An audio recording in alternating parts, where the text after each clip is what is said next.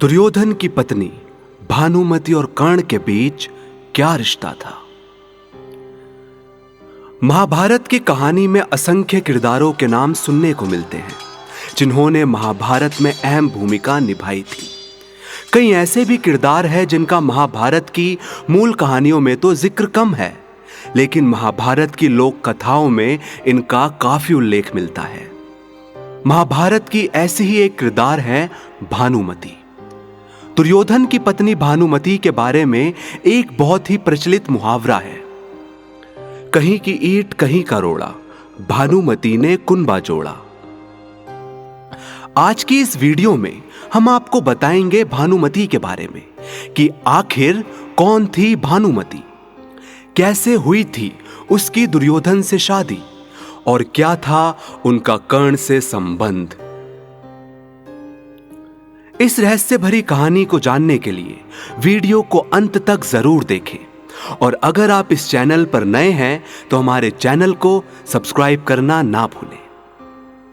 भानुमति और दुर्योधन का विवाह जबरदस्ती से हुआ था। दरअसल हुआ कुछ यूं कि दुर्योधन कर्ण के साथ कलिंग के महाराज चित्रांगद की बेटी भानुमति के स्वयंवर में गए थे, जहां दुनिया भर के राजा पधारे थे। दुर्योधन को पहली ही नजर में भानुमति भा गई, पर अफसोस भानुमति ने उसके गले में वरमाला नहीं डाली। इससे आग बबूला हुए दुर्योधन ने भानुमति को अगवा कर लिया। बाकी राजाओं ने उनका पीछा किया, पर कर्ण ने सभी राजाओं को चुटकी में पराजित कर दिया और इस तरह दुर्योधन ने हस्तिनापुर आकर भानुमति से विवाह रचा लिया। सभी ने इस शादी का विरोध किया, पर दुर्योधन ने अपने इस कृत्य को यह कहकर सही ठहराया कि जब भीष्म पितामह 3 कन्याओं को अगवा कर सकते हैं तो वो क्यों नहीं।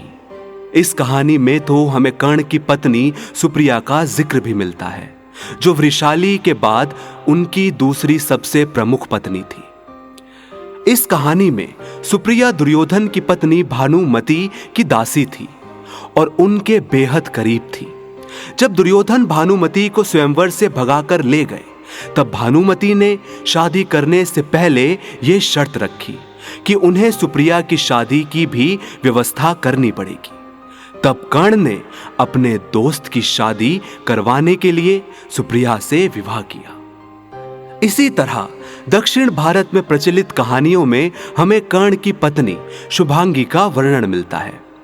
कहते हैं कि शुभांगी भानुमति की दोस्त थी और आज का लोकप्रिय त्योहार छठ कर्ण और शुभांगी से जुड़ा है। कहते हैं कि सूर्य पुत्र कर्ण अक्सर उनकी उपासना करने के लिए नदी में जाया करते थे, जहां शुभांगी उन्हें देखने आती थी। धीरे धीरे बाकी औरतें भी कर्ण को देखने आने लगी और यहां से छठ पर्व शुरू हुआ। कहा तो यहां तक जाता है कि भानुमति और शुभांगी के बीच हुए झगड़े में भानुमति ने क्रोध में आकर शुभांगी की हत्या कर दी थी। कर्ण और भानुमति से जुड़ी तीसरी कहानी के अनुसार एक बार कर्ण और भानुमति चौसर खेल रहे थे। कर्ण लगातार जीत रहा था, तभी कमरे में दुर्योधन दाखिल हुआ। भानुमति दुर्योधन को देखकर खड़ी हो गई, पर कर्ण की पीठ होने के कारण कर्ण को दिखाई नहीं दिया। उसने यह सोचा कि भानुमति हारने के कारण खेल छोड़कर जा रही है। उसने भानुमति को रोकना चाहा, जिससे उसके मोती का हार टूटकर गिर गया और शरीर का कपड़ा खिसक गया।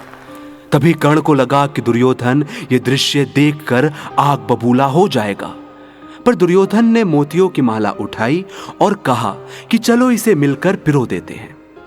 दरअसल दुर्योधन और कर्ण में इतनी गहरी दोस्ती थी कि दुर्योधन उनके बारे में बुरा सोच भी नहीं सकता था। तो कैसी लगी आपको हमारी यह जानकारी, हमें कमेंट सेक्शन में जरूर बताइएगा। आप देख रहे हैं द भक्ति, क्योंकि भक्ति में ही है असली शक्ति।